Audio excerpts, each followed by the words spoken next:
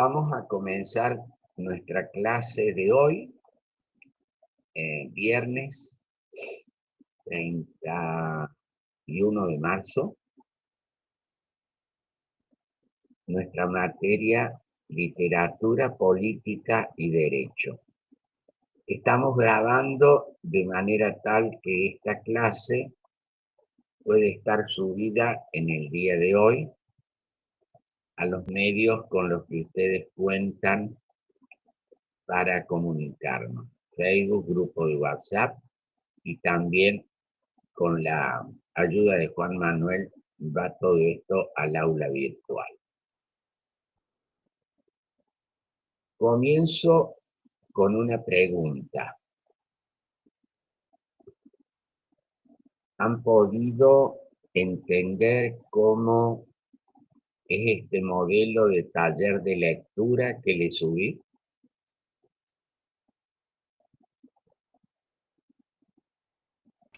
Sí, profe. ¿Les ha sido útil? ¿Qué impresión tienen?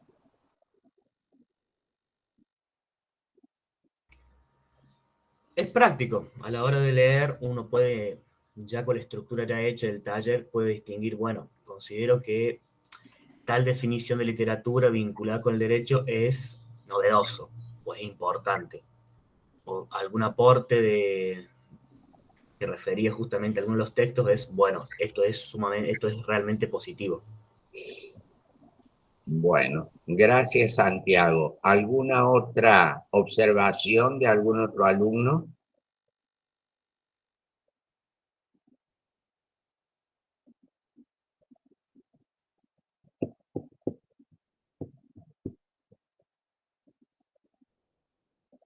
¿Pudieron todos hacerlo o faltan algunos?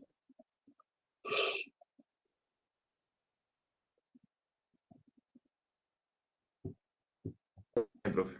Sí, Nahuel. Yo todavía no lo terminé el trabajo. ¿Cómo? Yo no pude leerlo tampoco, profe. Nahuel, vos no terminaste, Santiago dice que no pudo. Bien. Bueno, van a tener el fin de semana para completarlo. La idea, en la medida de lo posible, es que no se atrasen porque después va a haber otros trabajos, ¿no? Habíamos seleccionado dos textos, ¿no? El primero, que se llama Derecho y Literatura, de Traseñí Granda y Gatti Muriel. Nos plantean la relación, bueno, entre derecho y literatura, y el segundo de Jorge Rollero, 5 tesis sobre derecho y literatura. Vamos a tratar de volver sobre un momento sobre el primer texto, ¿no? El de Traseñí Granda y Gatti Muriel, que es de la Universidad del Pacífico, una universidad chilena.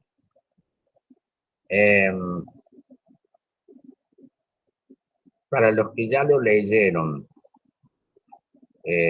quisiera oír, más allá de lo que han puesto ya por escrito, o repitiendo lo que han puesto por escrito, ¿qué les resultó novedoso, raro, atractivo de este primer texto?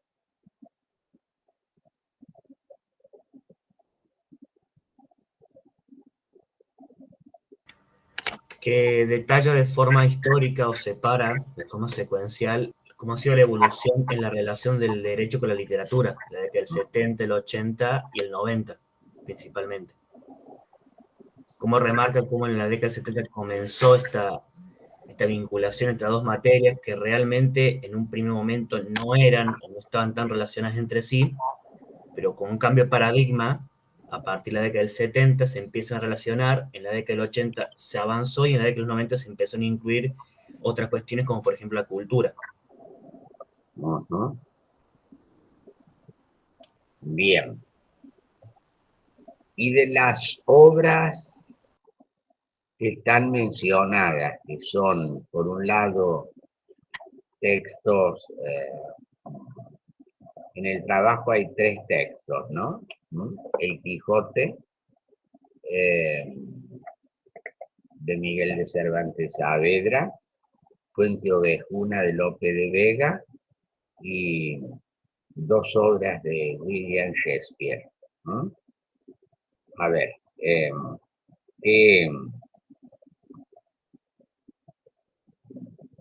¿qué pueden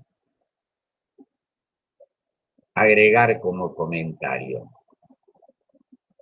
A mí lo que me pareció, profe, novedoso fue ver cómo Shakespeare en sus obras griegas de hace un montón de años, o el Quijote, interrelacionaba el derecho dentro de su obra literaria, y cómo, por ejemplo, en las de Shakespeare, cómo evolucionaba, que se empezaba, en algunas había la ley de talión y terminaba habiendo concordia, y disculpas y perdón, hacía como una evolución en una misma obra.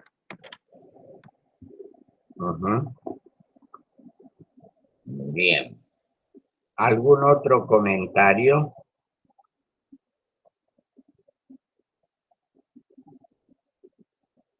Sí, profe. A mí me pareció positivo el tema de Shakespeare y cómo incorpora sus propias experiencias jurídicas y cómo se ve reflejado en sus escritos, ¿no? Ya que él decía en el texto de que él mismo inició algunos juicios cuando era más joven, participó como testigo también, y bueno, se da también esta novela El Mercader de Venecia, y bueno, la situación en la que la mujer da vuelta a la situación aplicando la literalidad de la norma y paternicidio.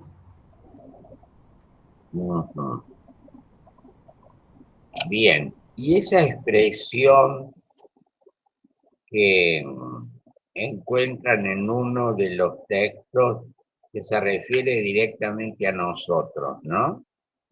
Sería necesario matar a todos los abogados. ¿Qué sería, qué comentario podrían hacer ustedes? ¿No? Bueno, en ese caso, Shakespeare, por lo que entendí, lo que quiso hacer es hacer como un llamado de atención para no caer en lo que es el totalitarismo, digamos, y la importancia del rol del abogado, ya que también el derecho es símbolo de orden social.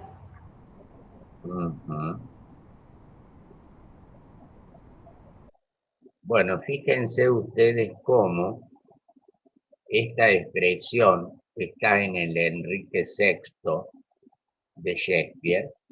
Primero, matemos a todos los abogados. Aparece, acaba de decir Macarena, me parece, que sería Sí.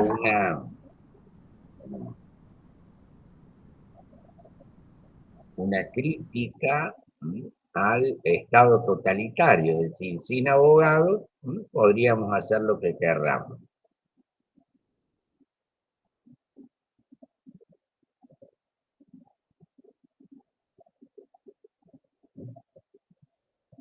Primero matemos a todos los abogados. Bueno, por eso el autor va a decir, Shakespeare nos está señalando que acabar con los abogados es el primer paso para instaurar una sociedad totalitaria. Fíjense que este texto, estamos hablando de un texto que tiene más de 5 siglos, tiene tantas relaciones con cuestiones que hoy escuchamos a todos, en todos los medios de comunicación, ¿no? Que los jueces tal cosa, que los abogados tal otra, ¿no?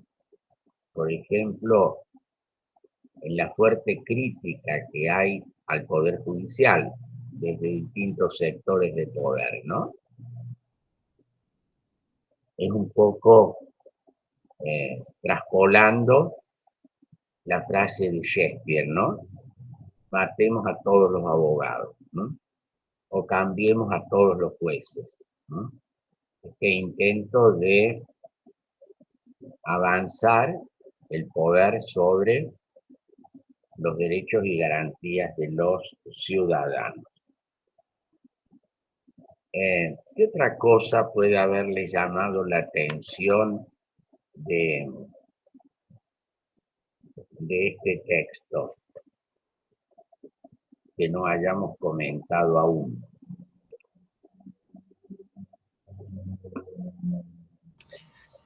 Los diferentes puntos de vista, o cómo, por ejemplo, Cervantes explica o intenta ver la relación del derecho y la literatura desde de la comedia, el Quijote.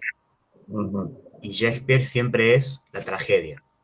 La tragedia, la muerte, la persecución y todo lo demás.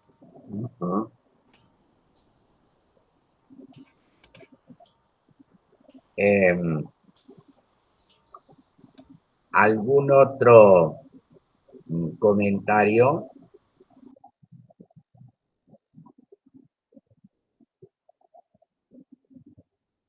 Sé que tal vez no han tenido demasiado tiempo para hacer el trabajo, ¿no? Pero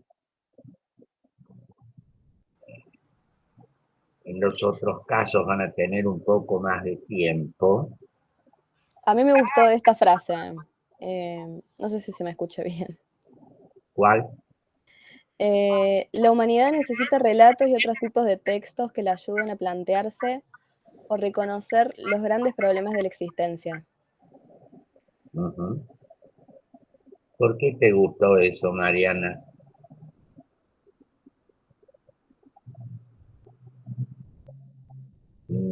Tenés silenciado el micrófono, Mariana.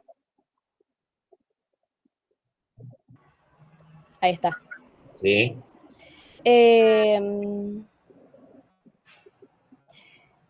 No, porque me parece interesante esa visión de lo literario, por eso.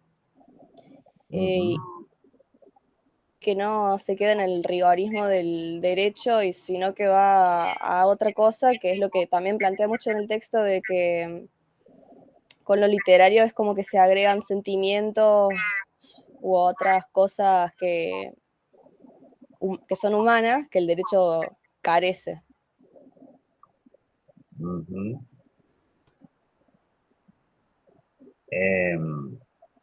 ¿Podrías repetir esa frase para que la escuchen tus compañeros que te llamó la atención, Mariana? Sí.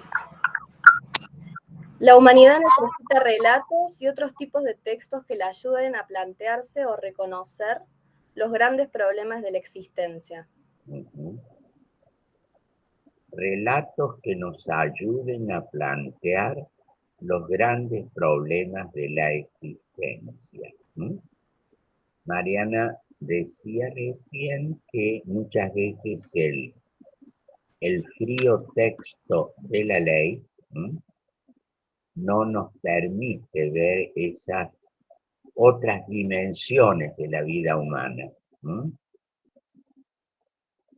Por eso es que en uno de los textos de Shakespeare, donde aparece la aplicación de una norma que estaba en desuso, aquella que castigaba el adulterio con la pena de muerte, nos pone en una situación en la que aparecen todas las dimensiones humanas de esta cuestión, que a veces el frío texto de la ley no nos permite entenderlo.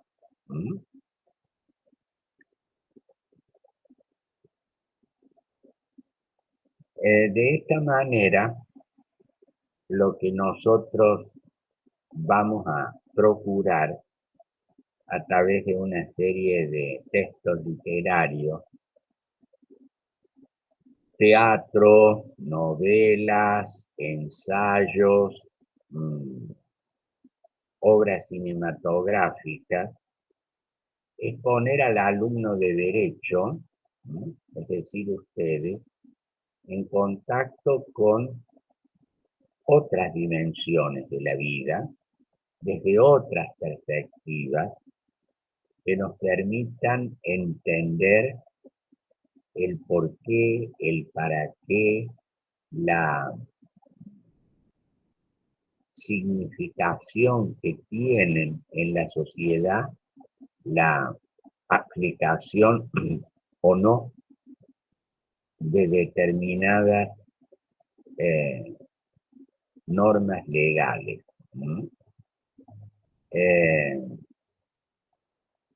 Esto es como una ejercitación que vamos a ir haciendo a lo largo de nuestro curso, que de alguna manera pretendemos que quede en ustedes o deje en ustedes una especie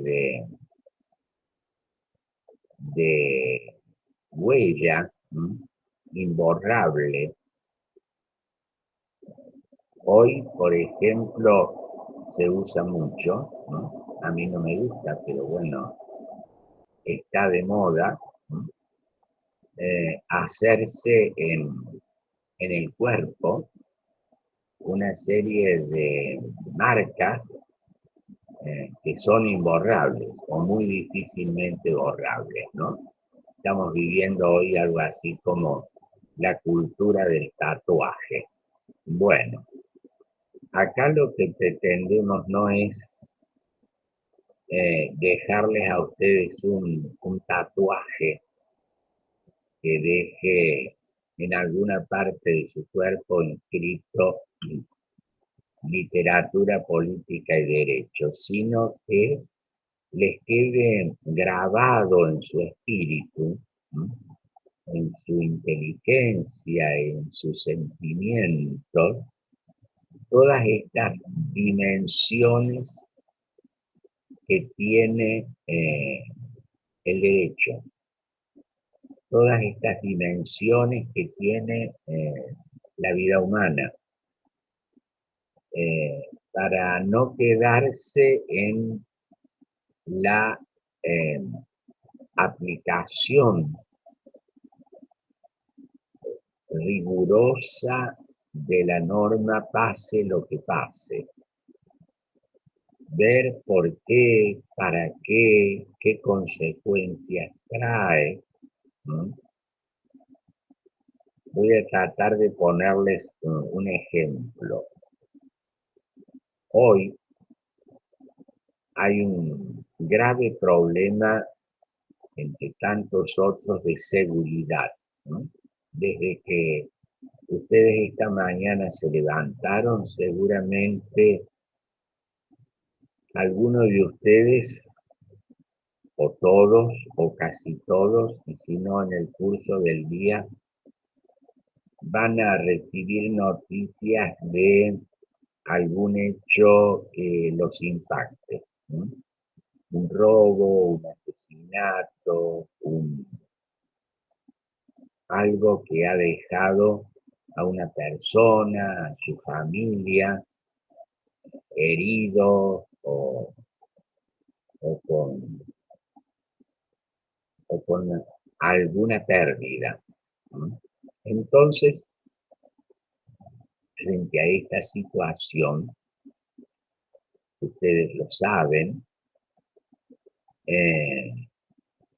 lo escuchan, aparece este reclamo de mayor rigor, ¿no? Castiguemos con más fuerza. Aumentemos las penas del Código Penal. No permitamos la libertad de aquellos que están bajo proceso, aun cuando aún no han sido condenados. tomemos medidas ejemplarizadoras. Cuando no se festeja o se pone como nota positiva cuando las personas puedan por sí, individualmente o en grupo, hacer, entre comillas, justicia por su propia mano. En esta situación, en la que de alguna manera todos estamos inmersos, es preciso ver todas las otras dimensiones que están en esto, ¿no? Si uno mira todo desde el punto de vista de la norma, pareciera que los problemas de seguridad se resuelven aumentando las penas en el Código Penal. Lo cual no quiere decir que esta discusión no haya que tenerla, pero limitar, ¿no?, el problema de la seguridad a un aumento o no de las penas en el Código Penal nos impide ver un problema complejo en todas sus dimensiones.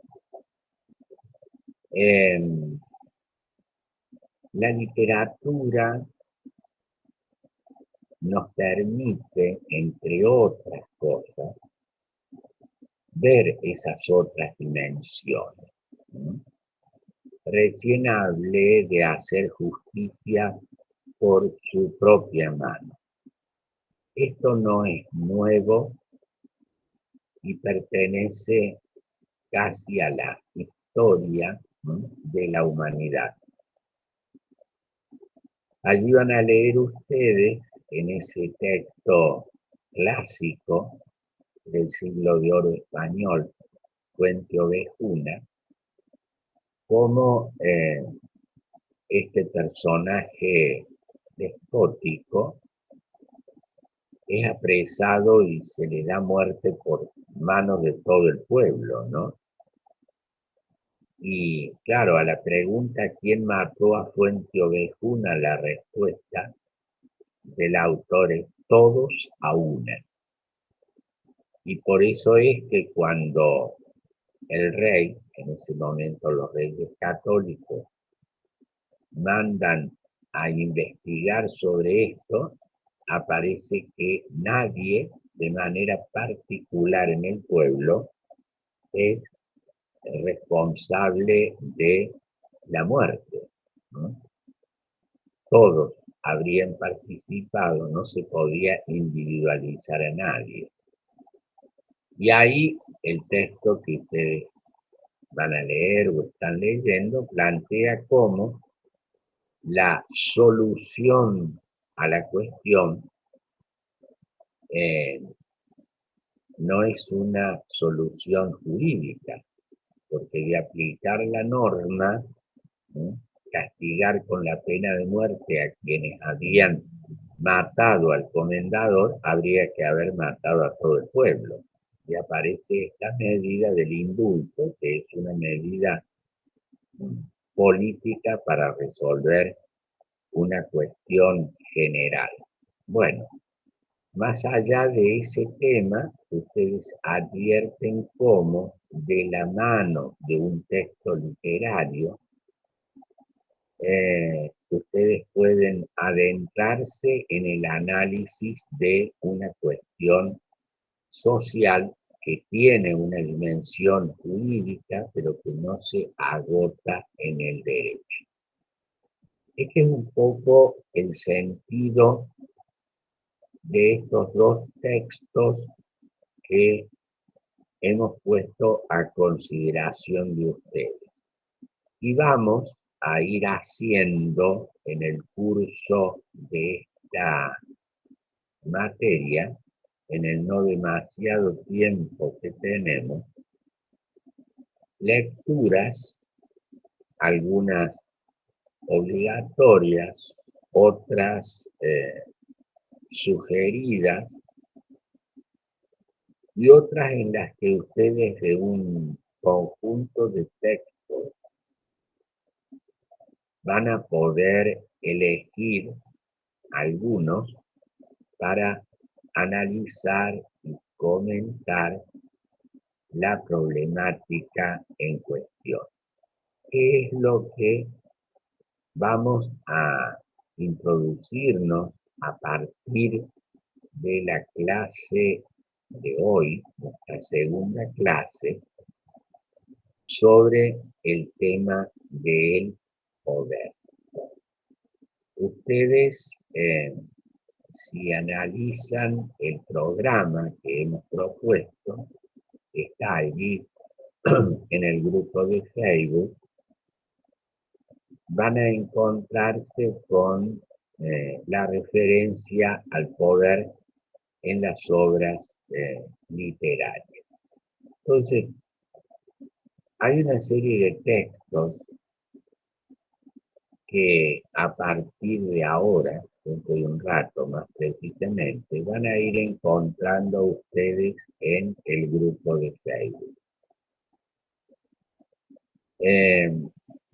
Yo no les voy a indicar cuáles. Ustedes van a tener que elegir por lo menos una, en los cuales aparezca esta referencia al poder y a las implicancias que esto tiene. Hay muchos textos, no se asusten, total les van a quedar para que cuando tengan tiempo puedan leer algunos buenos textos literarios en los que van a encontrarse con esta problemática. ¿Qué es lo que les voy a proponer? ¿Qué textos van a aparecer ahí? Algunos textos, varios, son novelas, ¿no? El archipiélago Gulag de Alexander Solzhenitsyn, un autor ruso que fue premiado con el Nobel de Literatura. Tiene varias obras, Alexander Solzhenitsyn, ¿no? Vamos a subir por lo menos una, ¿no? Archipiélago Gulag.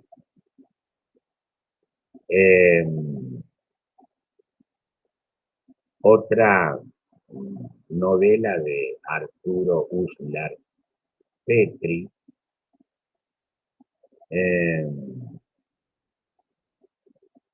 Yo el Supremo de Roa Bastos, Premio Cervantes, autor paraguayo, ¿no? La fiesta del chivo de Mario Vargas Llosa, Premio Nobel de Literatura.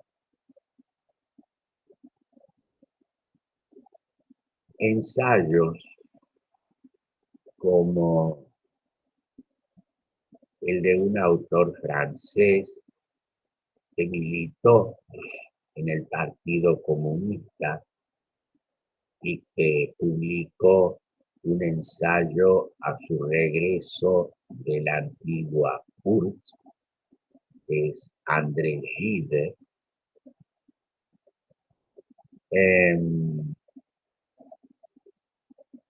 Algunas obras de teatro, vamos a elegir algunas del siglo de oro español, algunas las acabamos de mencionar, como el Cuento de Cuna.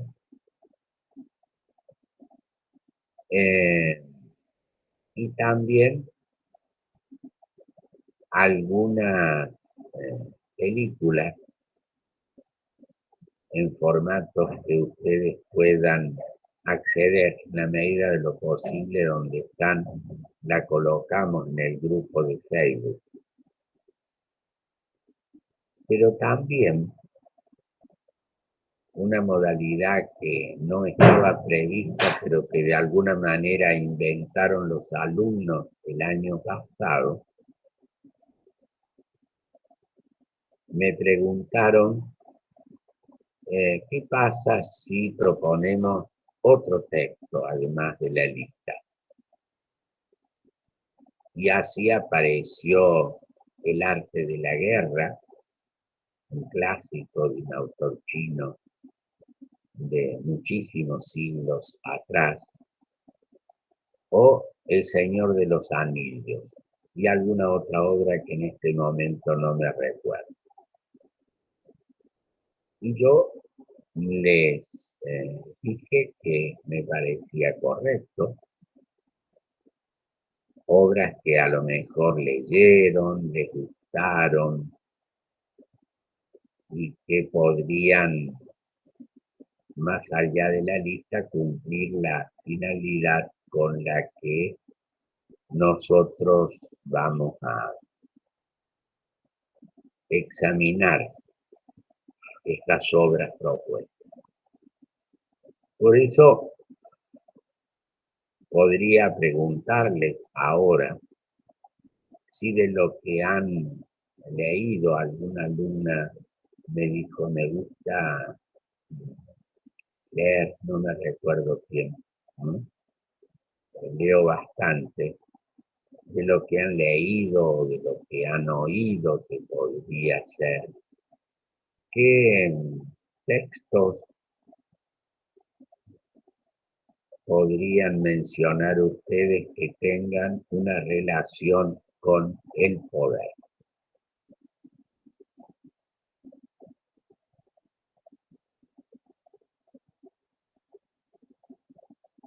Bueno, profe, yo fui la que dije que me encantaba mucho leer. A mí me gusta mucho leer todo lo que es... Ah, eras vos la lectora, Antonella. Sí, Muy me bien. gusta leer policial, fantasía, todo, bueno. Y dije que soy muy fan de Harry Potter. Dentro de Harry Potter, que parece literatura de niños, se habla mucho de lo que es el poder. Sobre todo en la asunción como del villano, que antes de ser Lord Voldemort, y como él quiere quedarse con todo el poder y instaurar lo que vendría a ser como el nazismo acá en la sociedad nuestra, pero bueno, él tenía otros ideales, en donde solamente los magos puros, de sangre pura, podían primar sobre los que no tenían magia, o los mestizos. Entonces, tiene mucha relación, por ejemplo, Harry.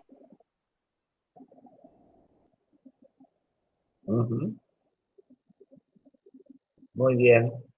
Además de Antonella, ¿algún otro lector o lectora? Sí, profe, yo leí El arte de la guerra de Sun Tzu y sí, me gustó mucho y ahora usted mencionaba... Perdón, Macarena, perdón, no te escuché. Yo leí que... El arte de la guerra de Sun Tzu, el que mencionó recién, el autor chino. Sí, ese me gustó bastante y ahora usted mencionó a André Gide, bueno, lo tenía por ahí en la lista para leer próximamente, así que me entusiasma ese. Tenía para leer que, Macarena, ¿Algún libro de André Gide? algún libro de André Gide. Usted André lo, Gide. sí, que me acaba de mencionar. Ajá, muy bien. Bien. Además de Antonella y Macarena, ¿qué otras voces podemos escuchar?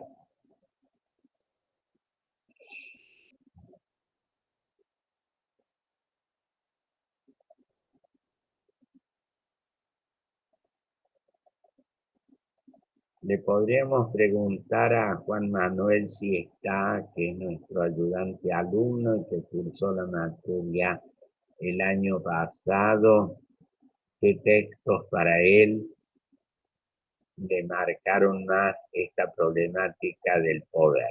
¿Estás allí, Juan Manuel? Hola, profe, sí. Yo el año pasado recuerdo haber leído de Alexander Solzhenitsyn,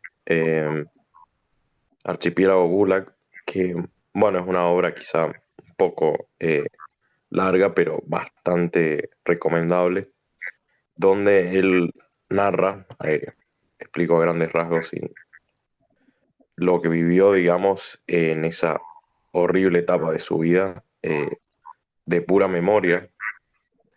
El archipiélago Gulag era un campo de concentración en los tiempos de la Unión Soviética, donde se recluían, digamos, a todos los perseguidos por el régimen comunista y se cometían muchísimos crímenes contra ellos, abusos, violaciones de derechos humanos de todo tipo, de la forma más cruenta, y él fue marcado de tal forma que, bueno, incluso, digamos, en el prólogo pide perdón por todo lo que no se puede acordar, todas las cosas que vivió, todo lo que no pudo intuir, todo lo que no pudo averiguar, etcétera, pero más allá de eso brindó un gran testimonio de lo que se vivió en la época, en lo que parecía ser una economía, digamos, próspera, etcétera, en esa época, después de la Segunda Guerra, aproximadamente por ahí, y en realidad, por otro lado, en ese momento no se sabía qué estaba sucediendo realmente con todos los opositores o detractores del régimen estalinista.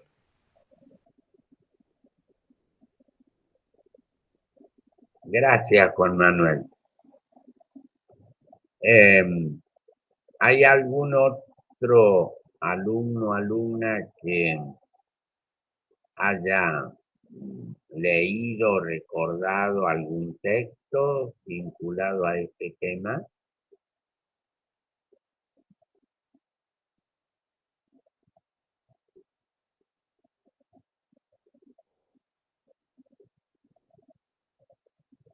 Si en vez de texto preguntara por una serie o una película en la que aparezca esta problemática del poder, por ejemplo.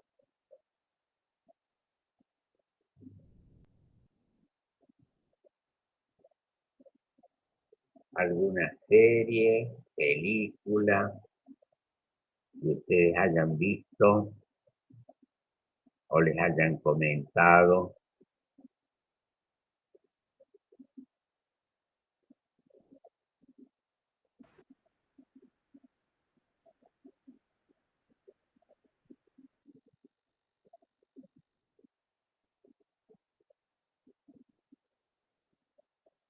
También, profe, por ejemplo, el texto que trabajamos en Derecho Político, los que cursamos con usted, de 1984, creo que es bastante pertinente en relación al tema.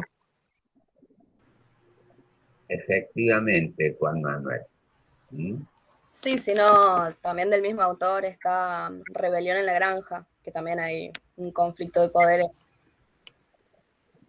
Así es, Mariana, gracias por el aporte.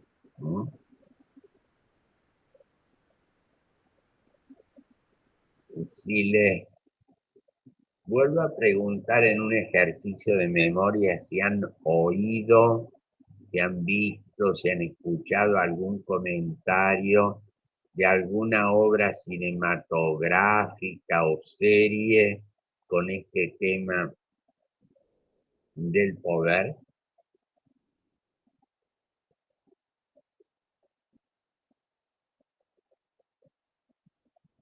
O me dicen, nosotros casi no podemos ver televisión, estamos estudiando todo el día. No, lo único que podemos hacer es estudiar, mandar mensajes de texto y ver TikTok o Instagram.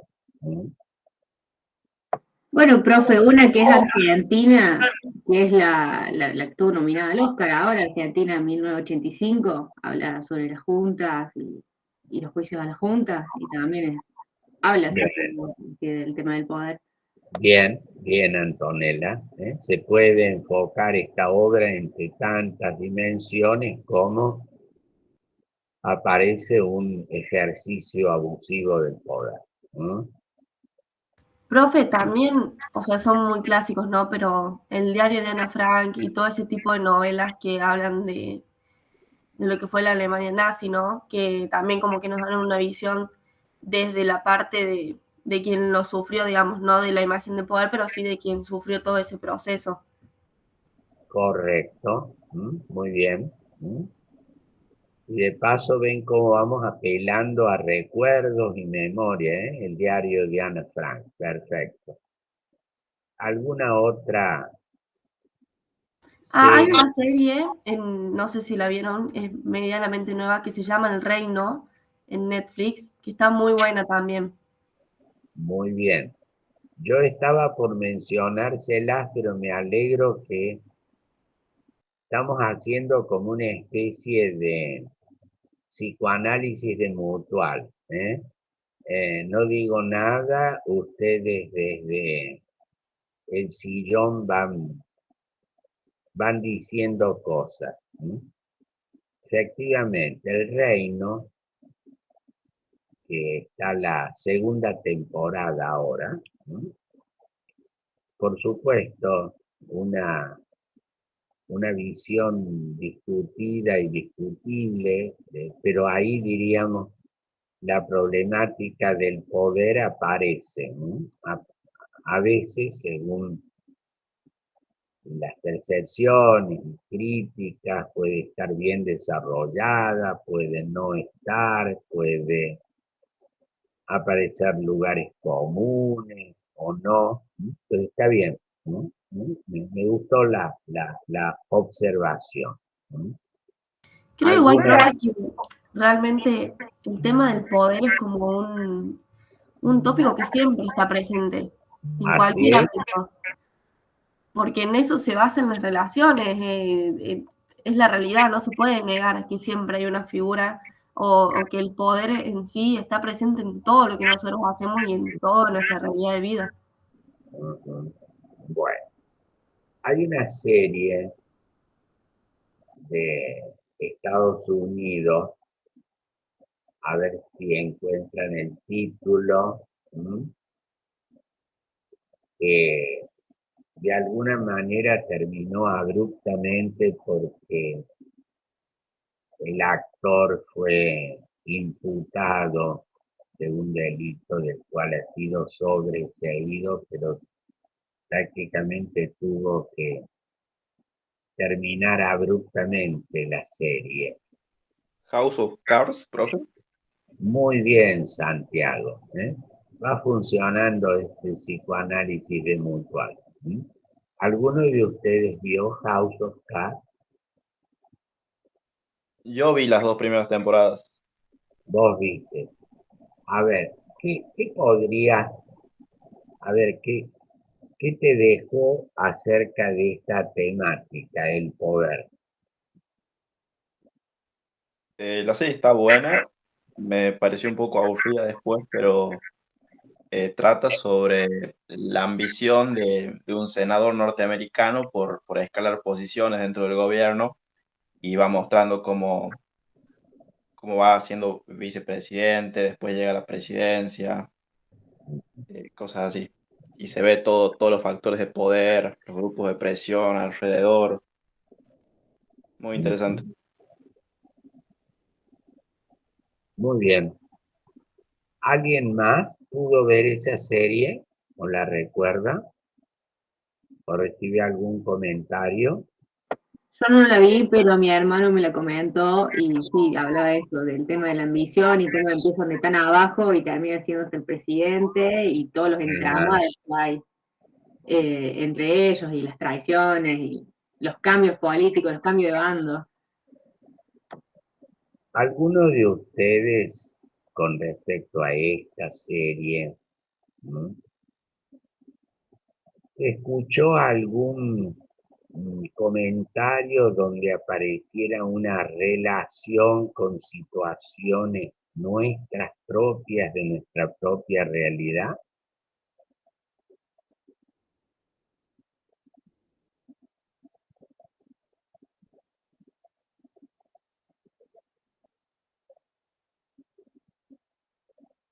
¿Se entendió la pregunta?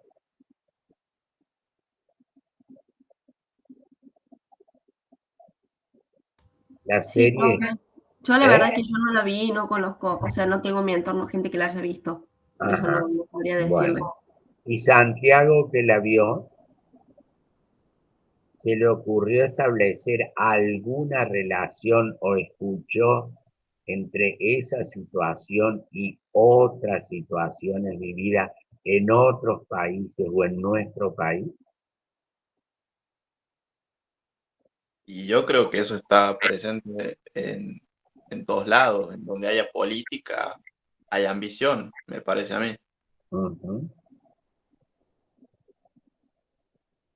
Bien, bien. ¿Alguna otra película o serie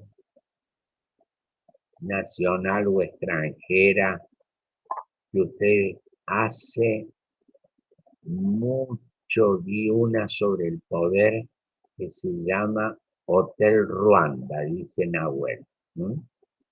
A ver, Nahuel, coméntanos un poquito. No tenés audio, escribí.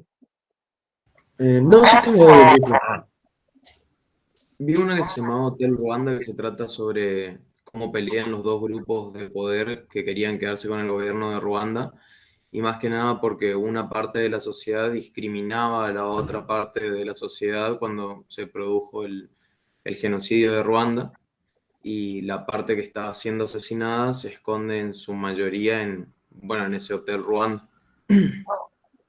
Y ahí muestra cómo los dos grupos se disputan el poder y el grupo mayoritario se va quedando de a poco y exterminando al otro grupo. Es un genocidio dentro de todo poco conocido. efectivamente, Nahuel. ¿Mm? Yo he recomendado en otra materia este Hotel Ruanda, que es sobre un hecho real ocurrido en los 90 en Ruanda, ¿m? En el que el grupo mayoritario, los Tutsi, se buscaron imponer sobre la minoría, mejor dicho, los Hutus sobre mayoría sobre la minoría Tutsi, y generó el genocidio de Ruanda, ¿no? Bien. Eh, la idea en esto, que no es hacer crónica cinematográfica o literaria, sino mostrarles a ustedes cómo estos recursos nos permiten acercarnos desde otra perspectiva a fenómenos jurídicos y políticos, ¿sí? En este caso la temática del poder, que como bien dijo alguno de ustedes, está siempre presente, ¿no?, en las relaciones humanas. ¿Sí? Como lo importante de esto, un poco es el sentido de la recomendación, cómo nos lleva a pensar, cómo nos introduce en una determinada situación, no para quedarnos simplemente en ella, sino para poder analizar, para poder entender una serie de fenómenos complejos. Y yo, por ejemplo, digo,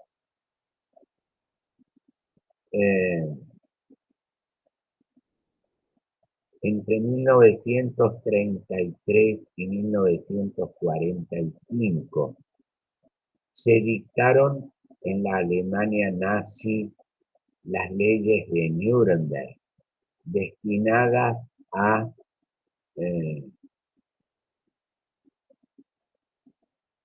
mantener la preponderancia de un grupo racial sobre los otros, leyes que trataban según la normativa vigente de defender la pureza de la raza aria, si el alumno lee esas leyes, analiza esos textos, es muy posible que no alcance a entender en su profundidad lo que eso significó. Recién alguno de ustedes mencionó este clásico, el diario de Ana Frank, ¿sí? Esta jovencita que vive oculta, ¿sí? En la Europa de la guerra, casualmente porque ella es judía, ¿sí? Y ver con los ojos de Ana Frank, sentir con lo que siente esta Ana Frank, esta jovencita recluida en un lugar para que no la maten, aunque la terminaron matando, es poder entender mucho mejor que la mera lectura del texto legal. Algo que pasa, por ejemplo, con las miserias del Tercer Reich, ¿no? De un autor alemán que también va a estar allí en los textos en consideración. Esto es lo que permite entender la literatura. No solo entender racionalmente, sino sentir. Juan Manuel recordó un texto, 1984, que está también en nuestra lista, en eso que hoy se ha popularizado, en el peor de los sentidos, la figura del gran hermano. En ese me hago cargo del adjetivo que voy a poner. Estúpido y estupidizante programa de televisión en el cual un grupo de vagos está encerrado en una casa diciendo estupideces y cientos de miles de personas a través de los medios de comunicación discurriendo sobre esas estupideces. Generalmente, cuando esto ocurre, lo que se obtiene como resultado es una estupidez a escala global.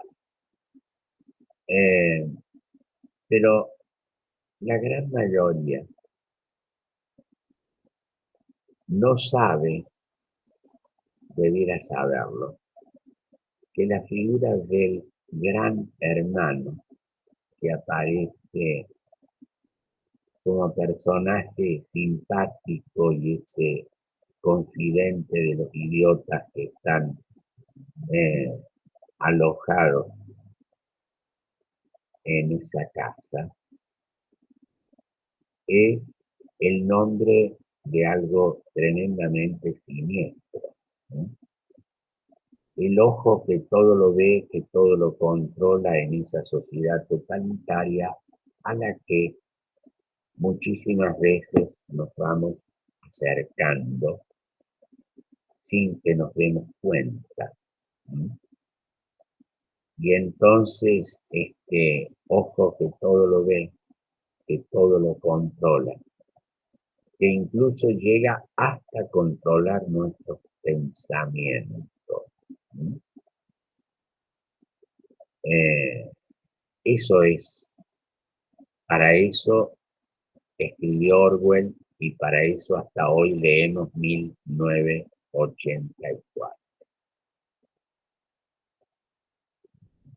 Otros textos que ustedes van a ir viendo y leyendo van a cumplir esa doble finalidad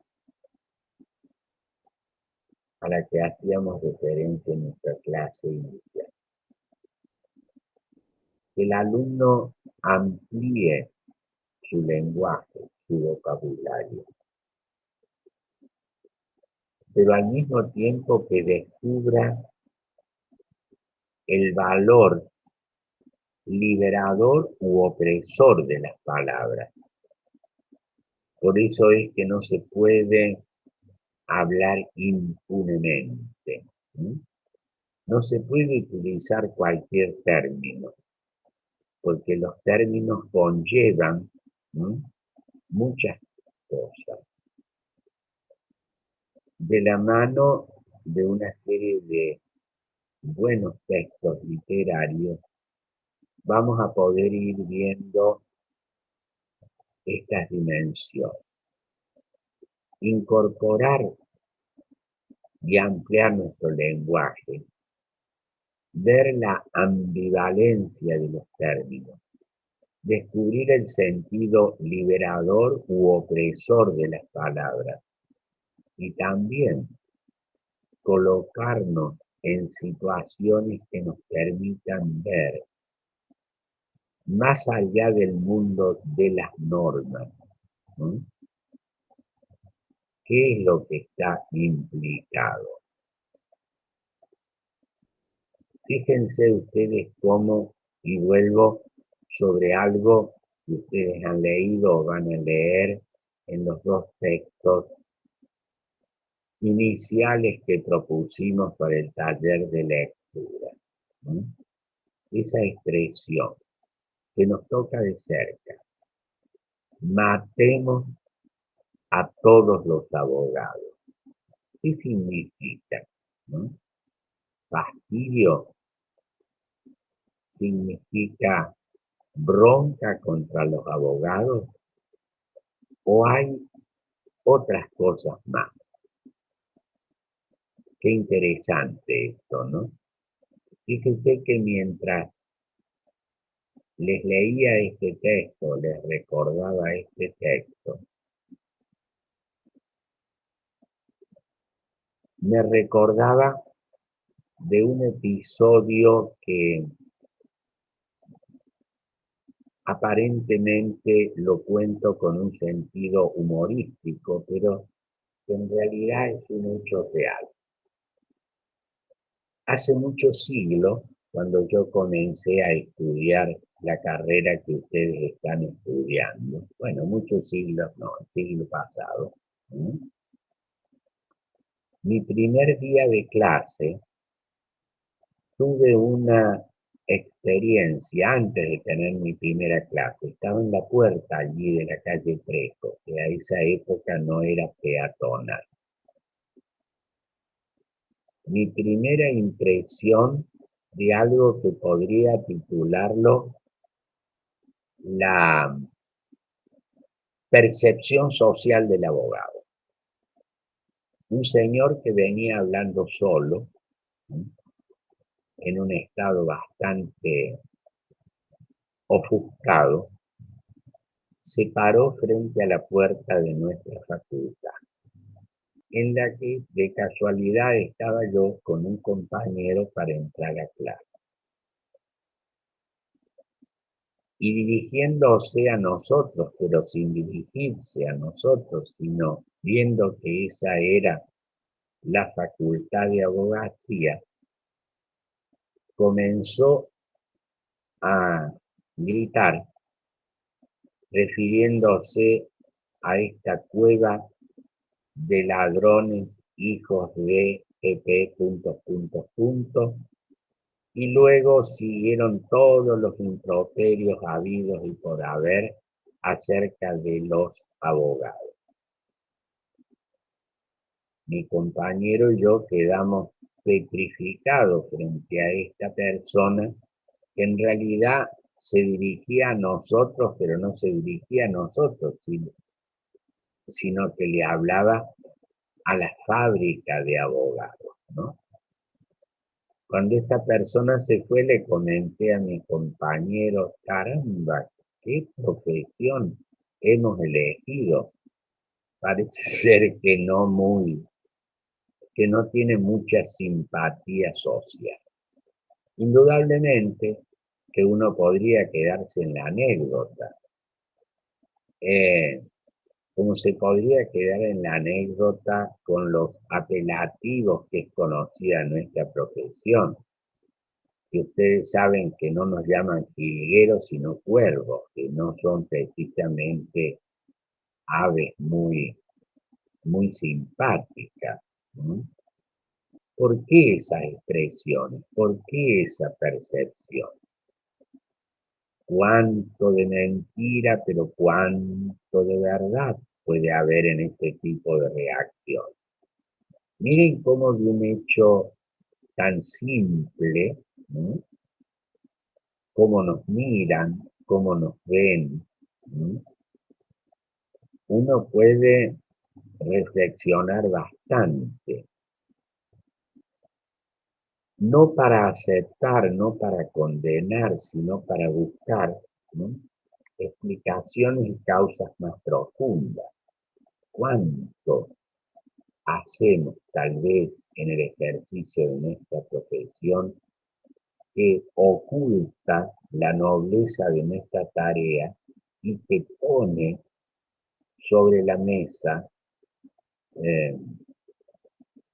una serie de bajezas, una serie de situaciones que no tienen que ser ocultadas, pero tienen que ser puestas de una manera no mostrando solamente eso, sino mostrando luces y sombras.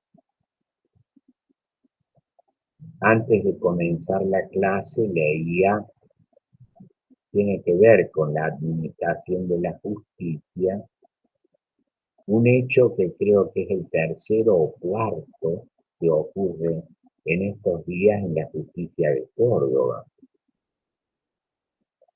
Empleados, ordenanzas del Poder Judicial, uno de ellos que acaba de ser condenado y expulsado de la justicia de Córdoba por haber pedido coimas a personas que andaban por los tribunales penales. Uno podría decir y pensar, bueno, todos los empleados son, no se trata de eso, pero se trata de poder preguntarse, ¿no?, acerca de por qué controles fallan, qué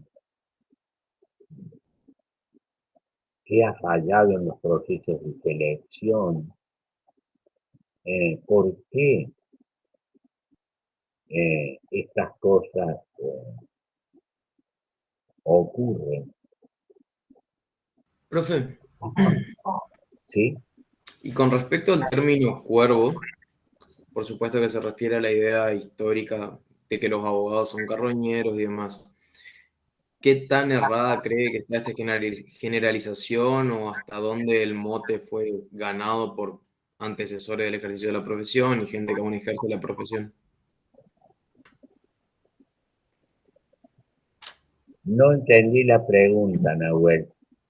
Usted mencionó la idea, usted mencionó el mote de cuervo para los abogados. Uh-huh.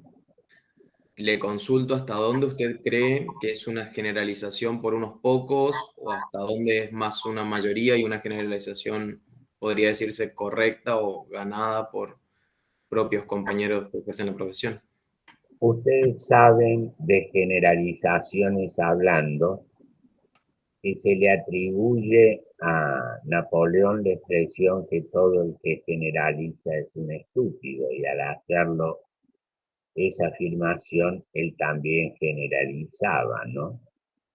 Yo pienso que todas las generalizaciones, que son grandes simplificaciones, terminan siendo incorrectas. La realidad es mucho más matizada y más compleja, ¿no? No, sinceramente, no creo que la mayoría aunque hay a veces muchas conductas de profesionales que nos dejan con un sabor amargo. Pero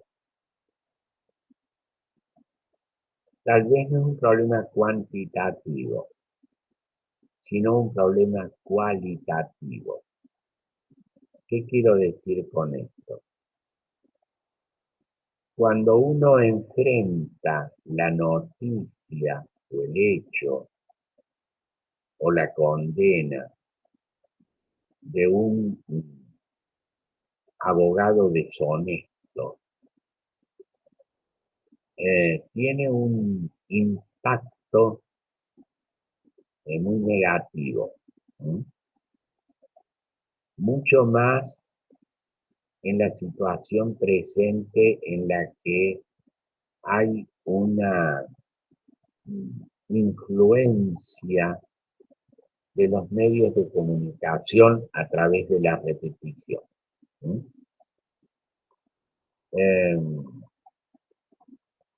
Voy a poner un ejemplo.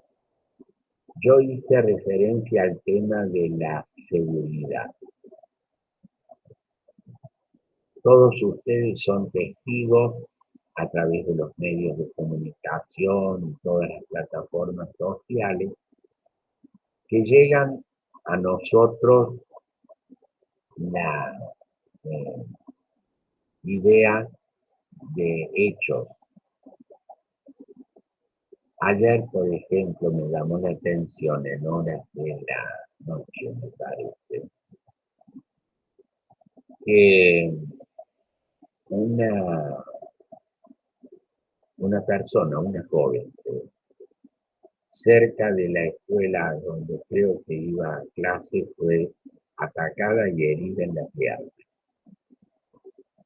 Ese hecho, en 15 minutos de televisión, lo vi no menos de 4 veces, anunciado en distintos canales, y en realidad en un momento dado tenía la sensación que habían ocurrido varios hechos semejantes.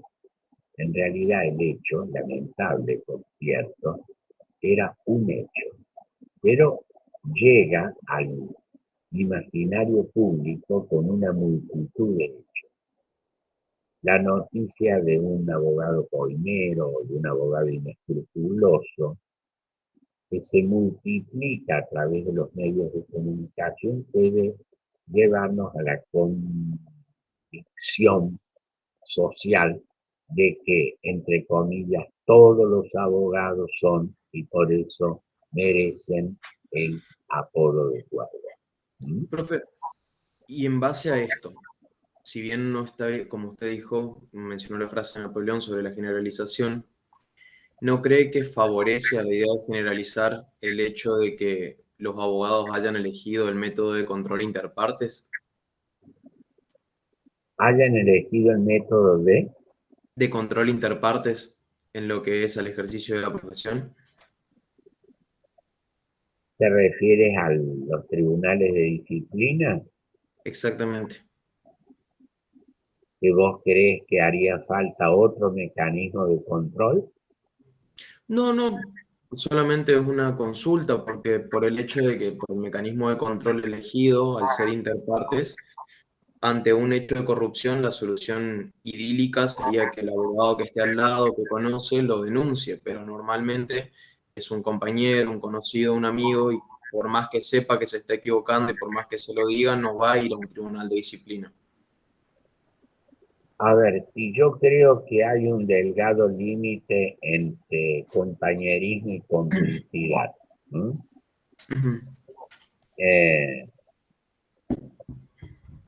Compañero viene de acompañar, ¿sí? De estar al lado de. ¿Sí? Complicidad es de alguna manera ser parte de un hecho delictivo. ¿Sí? Yo creo que el legítimo compañerismo entre colegas debe cuidar el buen nombre propio y el ajeno, pero no puede ser una excusa para convertirse en cómplice, ¿no? Ujú. Quien sea consciente que un colega o que un magistrado o que un funcionario esté procediendo incorrectamente, tiene la obligación de no mirar para el otro lado, ¿m? Y de comprometerse en que se restablezca la justicia vulnerada. Repito una vez más, compañerismo es un gesto noble, no es igual a complicidad, que es un gesto delictivo. Ok. Mucho más no podría decirte, Nahuel. ¿M? ¿Hay algún otro comentario o pregunta que ustedes quieran hacer?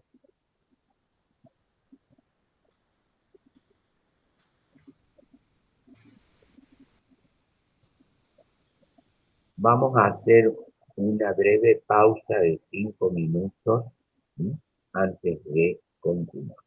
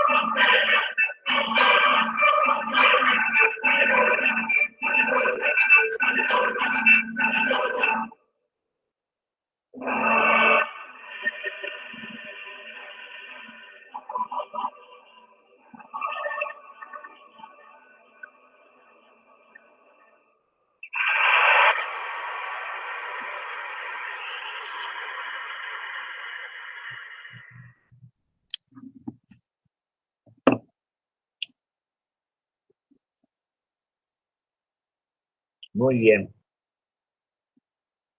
Vamos a continuar.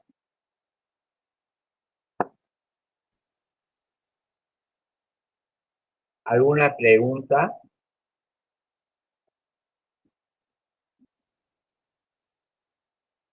No, profe.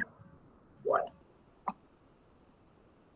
Lo hemos dejado con un poquito de música, ¿eh? Para que no se aburrieran tanto. En la primera unidad que estamos desarrollando,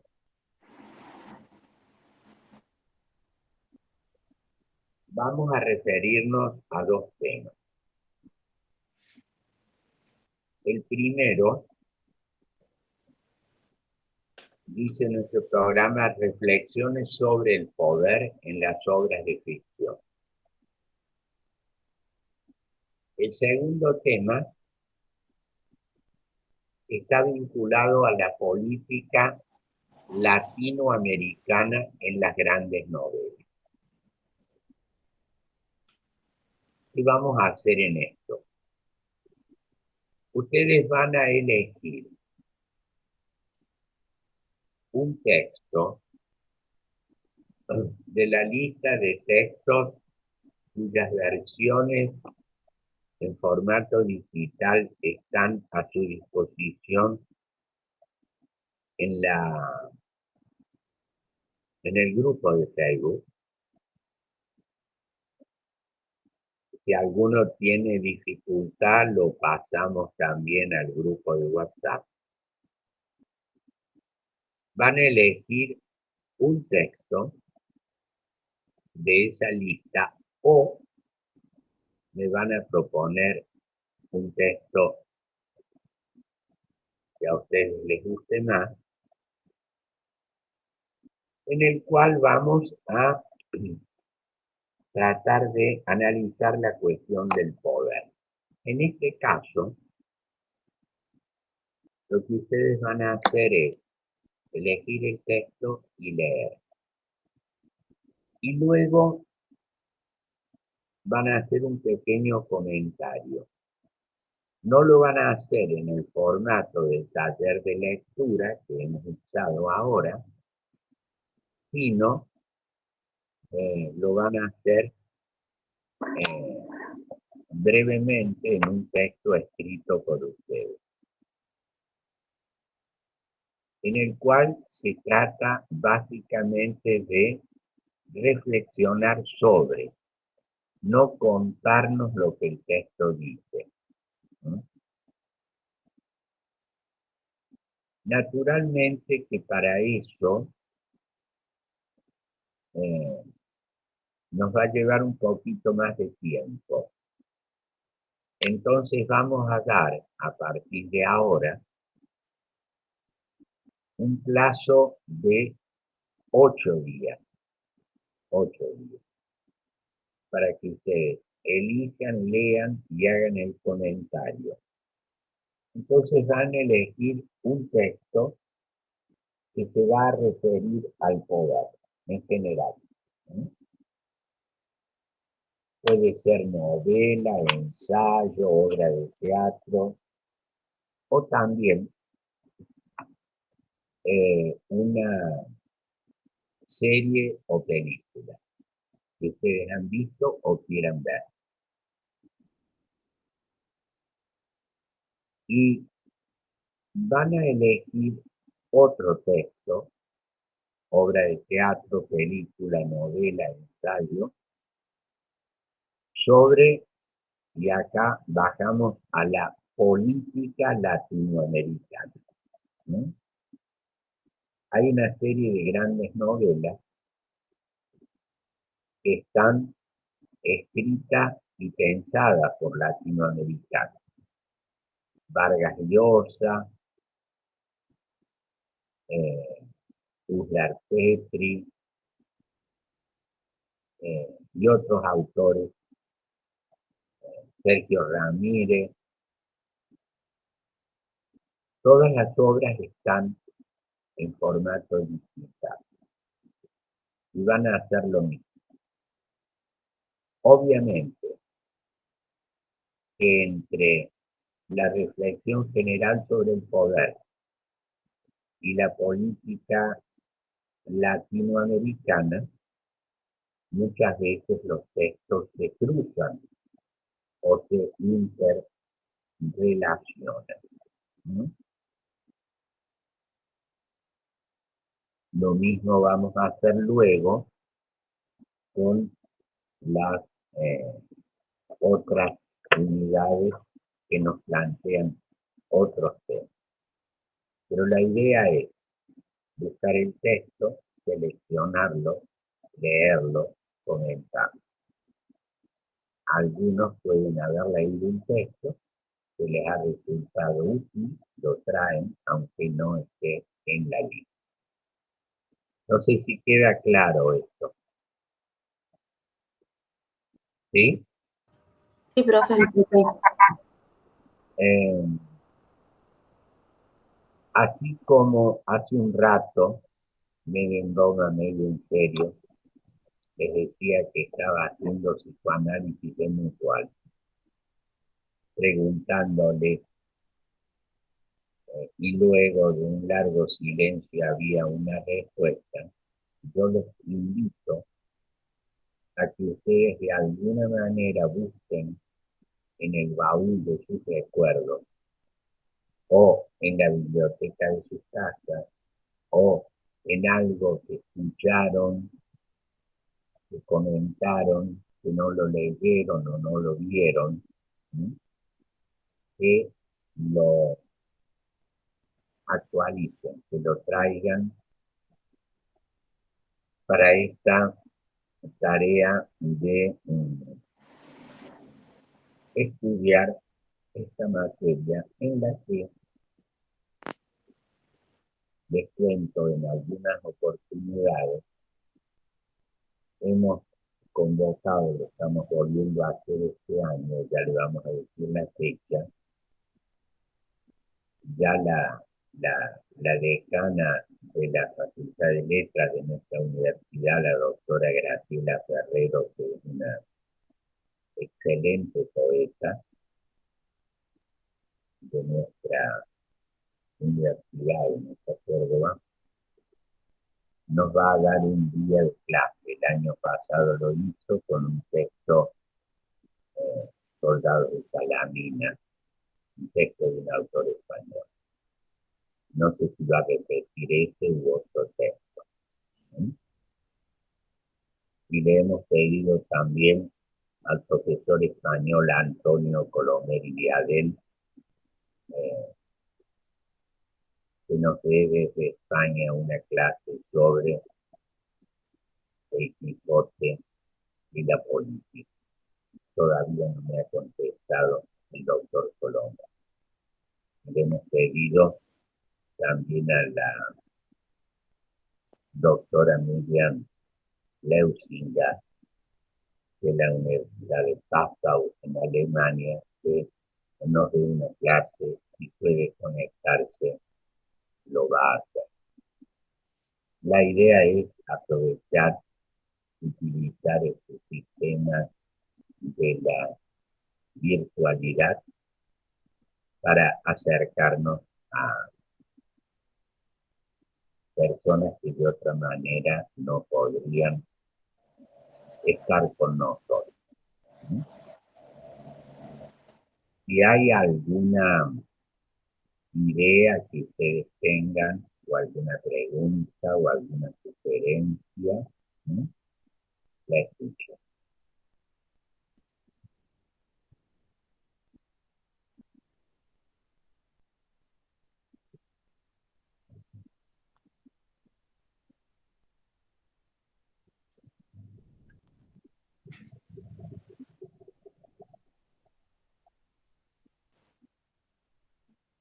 Profe, disculpe, consulto para unirse al grupo de WhatsApp, ¿cómo hago? Sí, José, para unirte al grupo de WhatsApp, Juan Manuel, que es nuestro ayudante y creador de los grupos, te va a orientar. Juan, ¿estás ahí?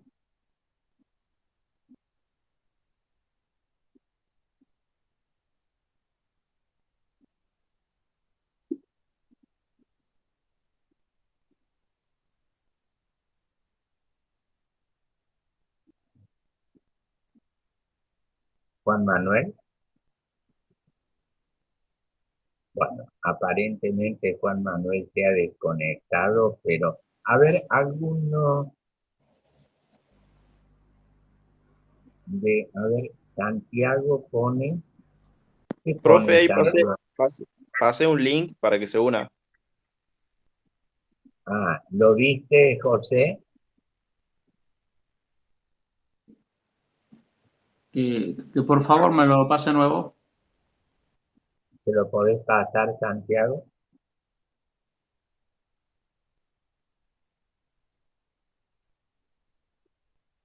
Bien, gracias. Ahí lo pasen.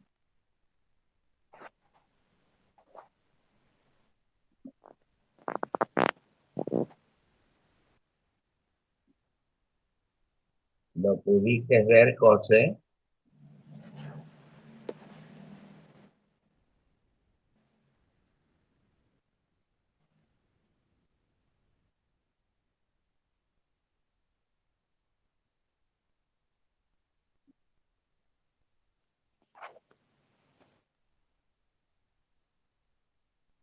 ¿Lo pudiste ver, José?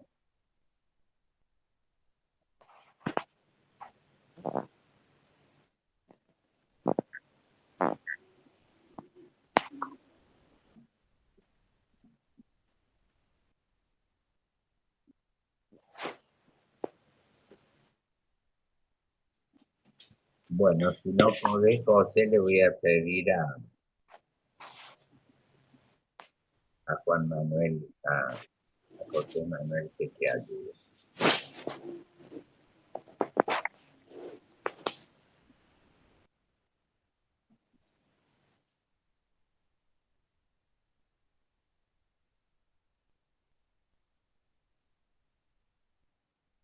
Bueno, vamos a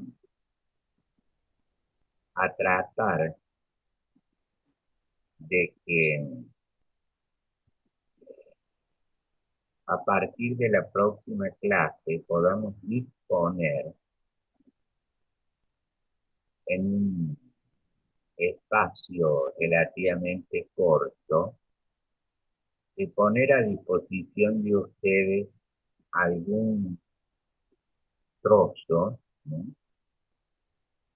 Pedacito de alguna producción cinematográfica o serie que nos permita continuar con la línea de reflexión que venimos proponiendo, pero en este caso no la vamos a contar, sino que ustedes la van a poder ver durante el horario de la clase y que va a quedar naturalmente grabado. Eso va a ser a partir de la próxima clase. Bueno, veo que José sigue tratando de decir algo. ¿Pudiste, José?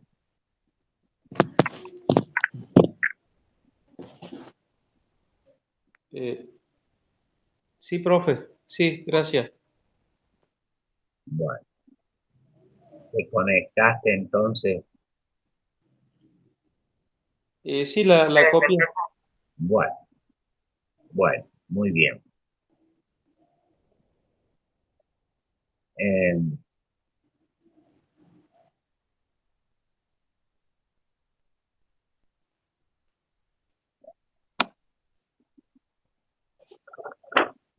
Quiero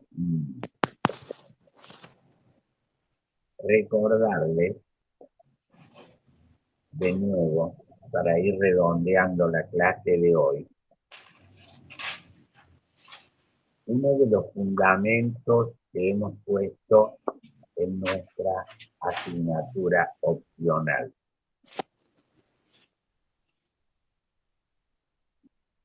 Estamos queriendo contribuir a la formación jurídica y política desde una perspectiva distinta.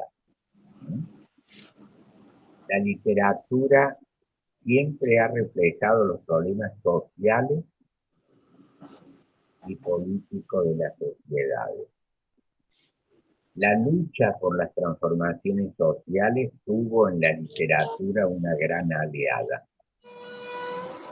pero también el rol de denuncia frente a la violación de los derechos humanos. Podríamos multiplicar ejemplos de las obras literarias que han contribuido a transformaciones sociales. ¿Qué estamos buscando? que el estudiante de Derecho vaya más allá en su proceso formativo de la exégesis de normas jurídicas. Es real que el estudiante de Derecho debe hacerlo. Pero si se limita, es decir, si ustedes se limitan, y discúlpenme la insistencia, se limitan a analizar normas, están limitando su mirada y la comprensión del funcionamiento de la sociedad. Lo digo una vez más, no tratamos de formarlos como literatos. No lo soy yo, no lo son ustedes. Sino que a través de textos literarios que han tenido y tienen una profunda significación en la vida de la humanidad, los alumnos se formen como mejores abogados y como mejores ciudadanos. Miren, yo acabo de decir que textos literarios han tenido una profunda significación en la historia de la humanidad. Recién, nuestro ayudante alumno, Juan Manuel, recordó un texto de un autor ruso, Alexander Solzhenitsyn. Un texto que, entre otros, le valió a su autor obtener el mayor galardón literario, el Premio Nobel de la Literatura. Este texto estuvo prohibido en la Unión Soviética e hizo el régimen soviético un esfuerzo enorme para evitar su difusión. Tanto que estaba prohibido imprimirlo, este texto como otros, se lo hizo a través de una técnica, no sé si lo pronuncio bien en ruso, samizdavat, que en realidad es un texto manuscrito, que circulaba de mano en mano. Uno puede preguntarse cómo un simple texto literario produjo tanto temor a un régimen tan fuerte como la dictadura soviética. Ese intento de ocultar el texto y de ocultarlo al autor, que de hecho no pudo salir de la Unión Soviética para recibir el Premio Nobel. Ha pasado con muchos textos, con muchos autores, que se han convertido en verdaderos símbolos de la defensa de lo mejor de la dignidad humana y de los derechos de la persona humana. Ponernos en contacto con esos textos, con esas obras, es lo que nos permite a nosotros en esta materia opcional ayudarlos a formarse como mejores abogados y como mejores ciudadanos. He insistido varias veces sobre esto y disculpen la repetición y la insistencia, pero yo quisiera que cada uno de ustedes, luego de leer, analizar y o ver producciones audiovisuales, no quedara de la misma manera. Utilicé hace un rato la figura del tatuaje. Quisiera algo así como grabar en sus almas y en su conciencia los grandes temas que nos proponen las grandes obras literarias en torno a una serie de valores fundamentales. Les pido que lean la consigna que voy a colocar en Facebook sobre las obras que van a tener que ir eligiendo y los plazos que van a tener para leer. No sé si hay alguna pregunta más para ir cerrando la clase de hoy.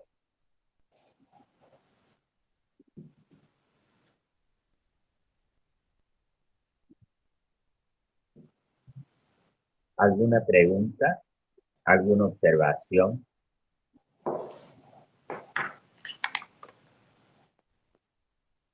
¿Ha quedado claro todo esto? Sí, profe. Una pregunta, lo único, para cuando tenemos que enviar el trabajo, o sea, para el otro viernes, ¿ya tenemos que haber enviado el trabajo? Vamos ahí van a tener la fecha con cantidad de días y la fecha de entrega. Bien. Muchas gracias, Antonella. Gracias a cada uno de ustedes por el tiempo dispensado. Que tengan una buena jornada y nos estaremos viendo el próximo miércoles. Muchas gracias. Gracias, profe. Gracias. Ande bien.